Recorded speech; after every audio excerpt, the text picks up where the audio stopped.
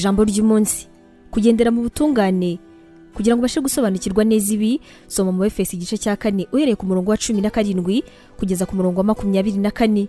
Mu gihe ibintu byose by'isi bisa nkaho birimo biradukurura, biragoye cyane yuko twagendera ku cyo twise gutungana.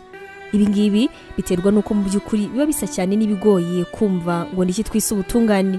Ubutungane buza mu gihe gusa umvise yuko hari ahantu hagaze na Kristo. Mu gihe cyose wizeye Kristo nk'umwami n'umukiza wawe, ubabarirwa ibyaha byose, ndetse n'umwuka wera w'Imana agatangira kwinjira no gukorera muri wowe. None mu gihe cyose uzi yuko Imana ari intungane ndetse n'umwuka wera wayo, kandi nyine wera mukaba muri kumwe, ubwo wowe ntabwo byakugira umwere. Umunota umwe wonyine uhaye ubuzima bwawe Imana ubuhindutse umwere. Petero atwibutse ko twahamagariwe kubaho ubuzima butunganye, kuko handitse ngo uzaba intungane kuko nanjye ntunganye. Kugendana n'ubutungane biza gusa mu gihe twumva yuko atari byo kuba twakora ibyaha, cyagiye twatangiye kwicira urubanza. Uko ibyaha bikomeza kuba ibizira kuri twe, ni nako tuba twegera Imana bitavugwa, kandi inzira z'Imana ni ndende cyane, zikaba nziza cyane kurenza inzira zacu. Reka nidukomeze kuguma mu nzira zitari z'Imana, kubera yuko Imana yadukijije ibyaha.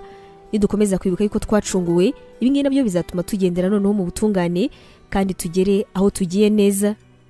Ubu butumwa mwabuteguriwe kandi mwabugezwagaho na Nibintije Evangelical Ministries International, ari mu magambo ahinnye izwi nka NEMI. Tangirana umunsi wawe n'ibyishimo watewe n'ijambo ry'Imana, ukora subscribe hano kuri NEMI TV.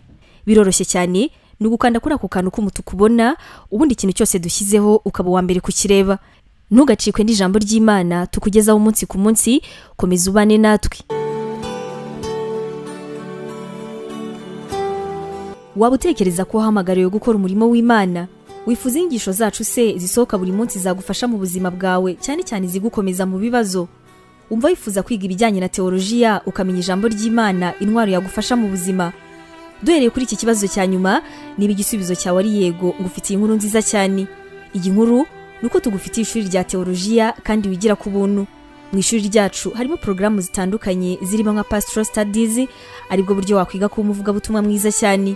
Tugufitiye kandi Biblical Studies, ariyo masomo atandukanye ya Bibiliya, ndetse na Christian Counseling, inama za Gikristo zifasha gukomeza imitima. Kugira ngo usobanukirwe biruseho, wasura urubuga rwacu arirwo wa@nemibibleinstitute.com, cyangwa se nanone ukaba watwandikira kuri WhatsApp kuri izi nimero 141 232 650 34. Wanatwandikira kandi kuri email yacu ariyo nemevangelism@yahoo.com. Imana iguhe umugisha.